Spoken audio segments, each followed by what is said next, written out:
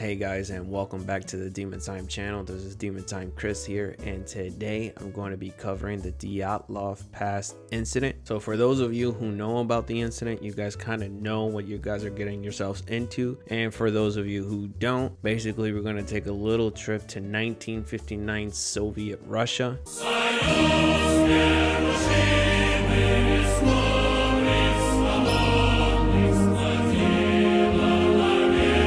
Where we're gonna uncover the deaths of 9 Soviet students and pretty much talk about their mysterious deaths, because no one really knows what happened to them. To this day, theories and everything has been conjured up, and I'm just gonna go over the crazy ass theories, which range to normal to batshit insane. But before I continue, I just first like to thank all you guys for watching my videos and slowly growing the channel. So please continue to help me out with commenting, liking, and sharing the channel as much as you can, as well as hit that notification bell and subscribe, please, so that way we can continue to grow more, build a community. And as time goes on, I would like to cover topics that you guys want to talk about, and I'll research and everything. But yeah, and lastly, thank you guys for watching.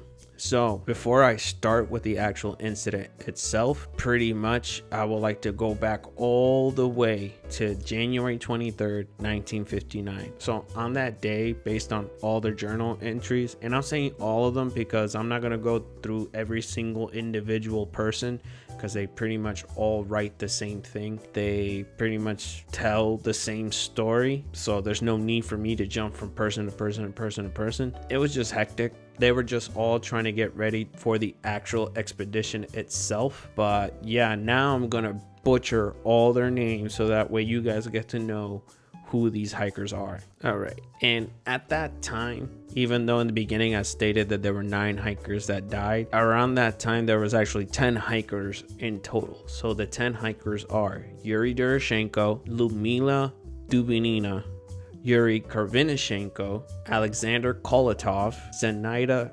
Kolomgrova, Rustam Sablodin, Nikolai Theodul Briganolis, Simon Salatarov, and Yuri Yudin. Those are the 9 students in total. Now, the 10th person would be Igor Dyatlov, and Igor Dyatlov is actually the guide for these 9 students. So just a little backstory on them. The only reason why this group was actually formed was because they were actually trying to get their grade 3 cross-country certification. So all the students there were part of a polytechnic university, which ranged from nuclear science, mathematics, engineering, and on their free time they will actually go on these little expeditions and just, you know, get a little bit more experience on the wildlife and everything in the rural areas of Russia. And Igor was more than happy to help them out get their grade 3 certification, pretty much labeling them like masters, or not masters, but more experts on that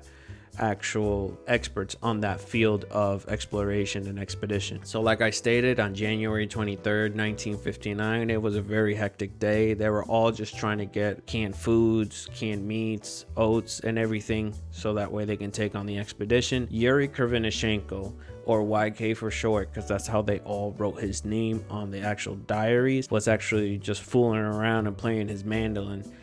So much so that when they started transferring from train to train, he started playing so much and playing all the songs that he knows and making up songs that he actually got stopped by the police. Hey!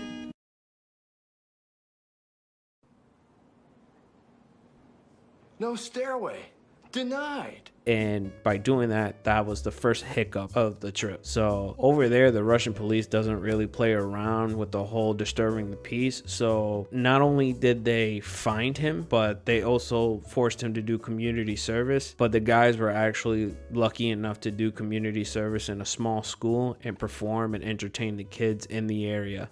And that's how they actually got out of it. But based on the information and based on Igor Dyatlov's route by day document, this trip was going to take roughly around 20 days, 8 to 14 of those days was the actual expedition itself, and he tracked it down from all the transfers they were going to take from town to town until they actually reach the spot, do the actual expedition, and then come back. And like I stated, that day was pretty normal. The only hiccup again was Yuri's situation with the mandolin, but they got that covered. And pretty much they just jumped from train to horseback to hiking a little bit to getting rides with other people until January 27th. That's when they encountered the second hiccup. So the second hiccup around this time, Yuri Yudin actually had back problems, so he suffers from inflamed sciatica. Now many say that this sciatica flare-up actually saved his life, because Igor was the one that told him that if that thing gets inflamed during the actual expedition, not only is going to keep the group back from actually receiving the certification, but it's going to be a lot of pain, and since they're going to be somewhere very deserted, it's pretty dangerous for everybody, and they don't really have time or the equipment to keep an eye on him. So basically they told him you just have to go back home. And Yuri really didn't want her to go, but he kind of know that he was holding the whole group back, and everybody was pretty sad for the fact that he had to leave. But he left and pretty much left the 9 hikers that we know from this incident. Now, based on the documents and based on the journal entries, as they continue to traverse more and more through the rural areas of Russia, it started becoming less and less comfortable for them. But that was part of the point. See, the more uncomfortable they were, the more they had to improvise on the spot to get to the next destination, or to actually, see how their skills are. But for the most part, within the group, they all helped each other and continued with the actual course to the actual expedition. Now, as they ventured more towards the rural area, they started meeting people who are part of the Mansi tribe. Now, the Mansi are an indigenous tribe that lives in the Ural Mountain ranges around that time. And the Russians don't really, at that time, I don't know about now, but at that time, the Russians didn't really fuck with the Mansis. They pretty much treated them like shit, just the way how America treated most of the indigenous people here. They pretty much treated them like garbage, gave them a location that pretty much doesn't harvest any food,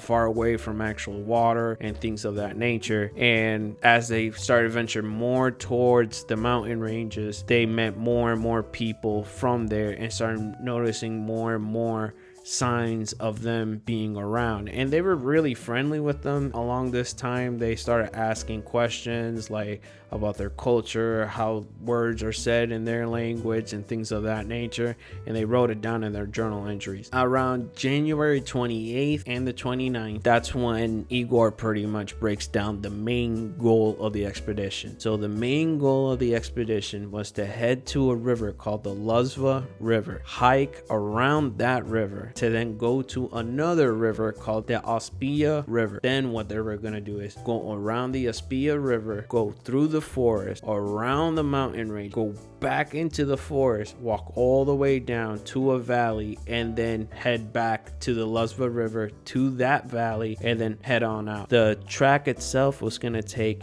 8 to 14 days, depending on how good the weather was. If the weather was good, it was going to take 8. If it was bad, it was going to take more than 14. But they were pretty much prepared and experts on hiking and cross-country skiing that it should have been a problem for any of them. So on January 30th, pretty much they were heading to the Luzva River. They encountered an abandoned village where they were started to collect rocks and quartz and things of that nature, and Igor noticed something wrong. It's very, very, very cold. They still try to traverse it as much as they can possibly could. Igor pretty much stated that it is too cold to build a storage for them. So a storage is basically where they all can put their materials and everything of that nature. And because of that, they decided to go back down the Luzva River so they can continue on the next day because it was so cold. And then finally, on the final day, on January 31st, 1959, it stated that they finally made it to the Ospia River, where they set up camp for the last time. Now, so the actual events of their deaths, no one knows. See, their last journal entry was on January 31st, 1959, and people assume that the attack happened within February 1st and February 2nd of 1959. Their bodies weren't found till February 27th of 1959. See, Igor was actually smart enough to let someone know back in the university that if they weren't back by February 12th to send help. He was smart enough to do that because it's been weeks now and no one has heard of them. And because of that, since February 12th passed and they haven't arrived back to the university, the army, and the police of that area decided to form a search party to find the hikers. And within traversing the Espia River, that's when they found the first body. So a man named Mikhail Sherevin, a student from the university, found the first body. He states that the tent was torn down and full of snow. And it also stated that the tent itself was empty, meaning there were no human remains, but all their belongings were there. The interesting part about this tent was that it was cut open from the inside. There were also 9 set of footprints, and no one knows whether it was barefoot, shoes, socks. There were just 9 random sets of footprints near the actual tent, and they all head down to the woods. So where the Espia River is, like I stated, they were in the entry point to go into the woods. So under the Siberian tree, they spotted the first 2 bodies of the 9 hikers, Yuri Korvinashenko and Yuri Doroshenko. Those were the 2 bodies. Now, the thing about these 2 bodies is they didn't have any clothing on. They were practically naked. They were just around the remains of an unlit fire trying to gain warmth, but they had no clothing on. Now, looking up at the actual Siberian pine that they were sequestered in, they noticed that they were broken branches, like if somebody was trying to look for something or somebody was trying to climb up something. And between the pine trees and between everything, they noticed 3 more bodies. So the 3 bodies that they encountered was Igor Dyatlov, Zenaida Kolomogrova, and Rustam Splodin. They were actually found feet away from each other, and people speculate that they were actually trying to go back to the tent, and they just probably wandered a little bit too long in the snow and pretty much froze and died on their traversal back to the tent. It wasn't until May 4th where a Mansi native and his dog found the other hikers down the valley. So the reason why they couldn't find the other hikers, it was because they were covered under snow, almost 13 feet of snow. And not only did they find the other hikers, they noticed that one of the hikers, Lyudmila Dubinina, she actually had the clothes of Yuri Korvinashenko's burnt trousers, socks, and jacket on her at that time. So she was very well equipped for the cold, but probably not for a long time. Now, before I go in depth with what were their cause of death, I'm just going to pinpoint certain key aspects that the investigators noticed while they were doing the investigation.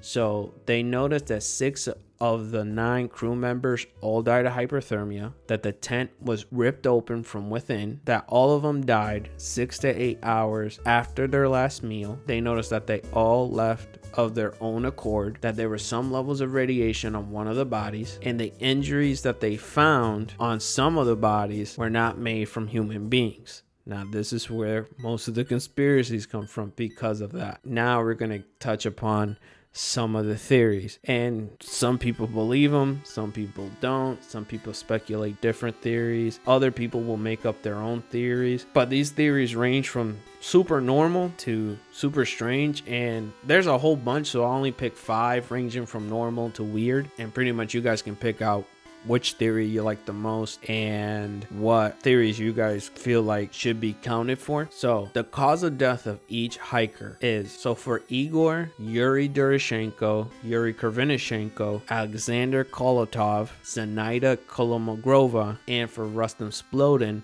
they all died of hyperthermia. That's what the autopsy said. Now, with Yuri Korvinashenko, what makes him a little bit more special is that they found traces of radiation on his clothing. Now, for Lyudmila Dubinina and for Semyon Solomotrov and Semyon Solotarov, they both died of severe chest trauma.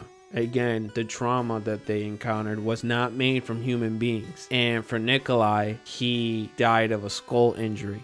Again, trauma that wasn't from a human being. Now, before I continue with the theories and everything, I would like to thank a certain website called the Dyatlov They pretty much broke down every single thing. They go into a lot of detail, including the theories, the cause of deaths. They have images, and most of the images that I have here is from them, so I want to give them a quick shout out. Go check them out and everything. And they keep updating everything, and they pretty much have the theories and the rebuttals. I'm just going to cover the theories, but if you have a rebuttal, just please put them down below and just pretty much share your thoughts about the situation. So the first theory that everybody pretty much is in accordance with is the avalanche theory. So pretty much what happened was with this theory is that the day that they decided to set camp on January 31st, 1959, they were actually in their little tent in an upper layer of snow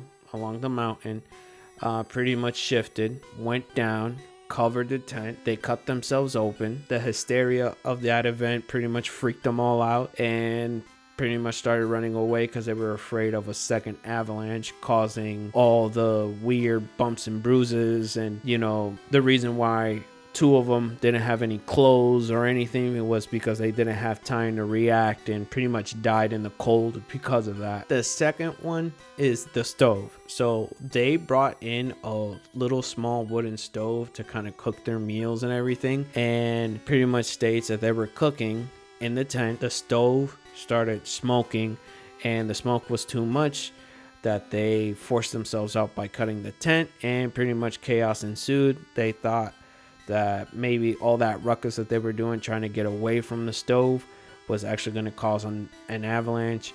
And pretty much same as the avalanche theory, the cold itself pretty much took them out. But it doesn't really explain any of the bodily harm in this one, which doesn't make any sense, but pretty much this is one of the theories that most people also take into account. Now, the third one that I would like to take into account that I think is the most plausible one, is the mushroom or the shrooms theory. So with shrooms, pretty much what they were doing the day that they were actually setting up camp, they were looking for firewood and looking for other things, and pretty much stumbled upon these mushrooms around. They thought they were probably edible, or they probably knew about their contents and pretty much consumed these shrooms and started tripping balls. They started hallucinating, and it could resort into them hurting each other, running away from everything because they had a bad trip and they couldn't handle it, and causing their deaths out in the cold. The fourth theory is the Yeti theory.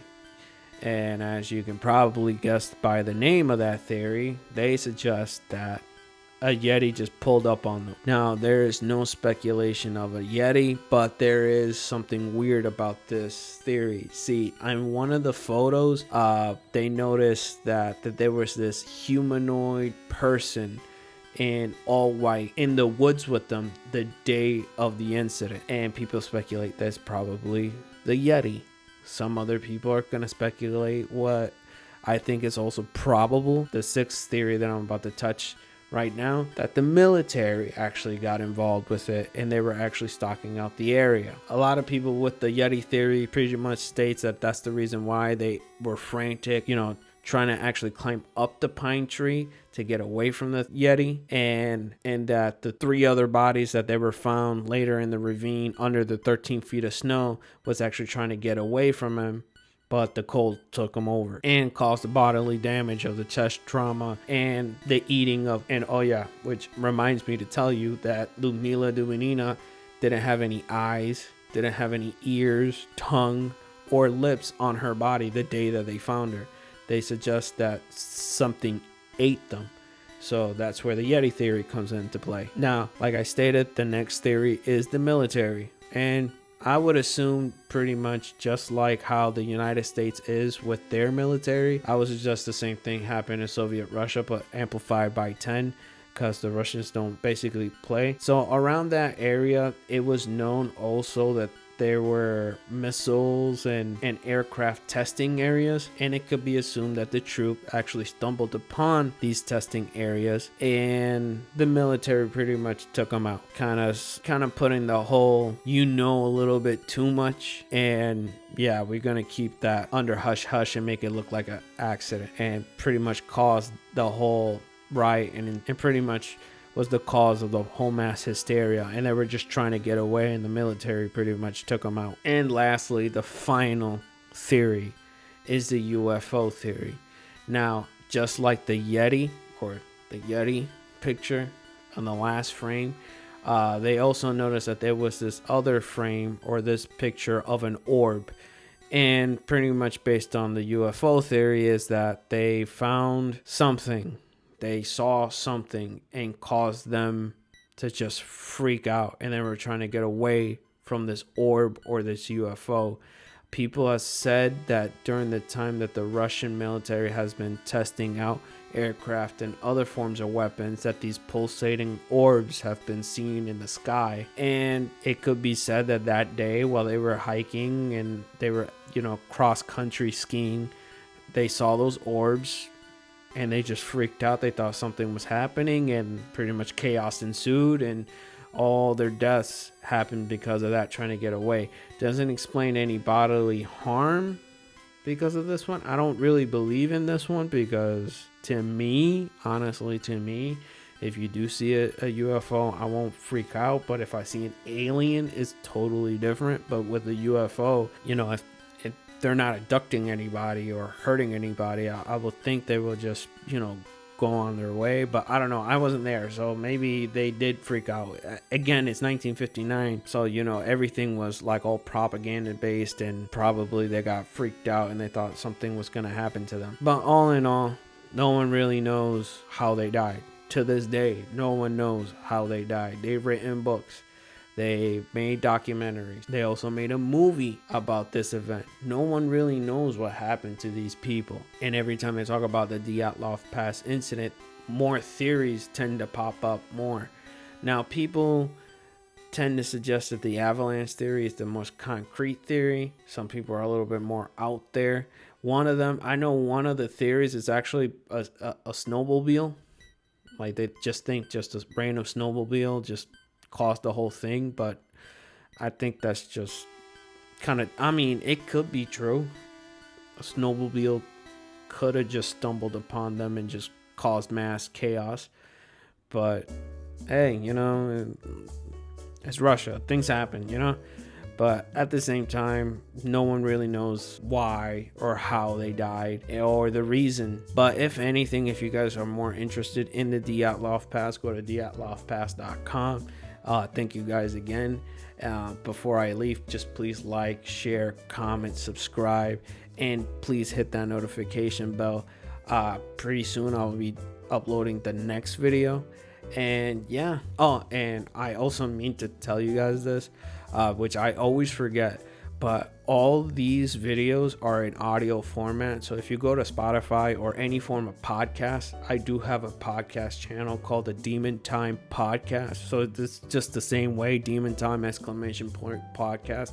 And you can hear all these videos in audio format if you don't want to open up your YouTube app.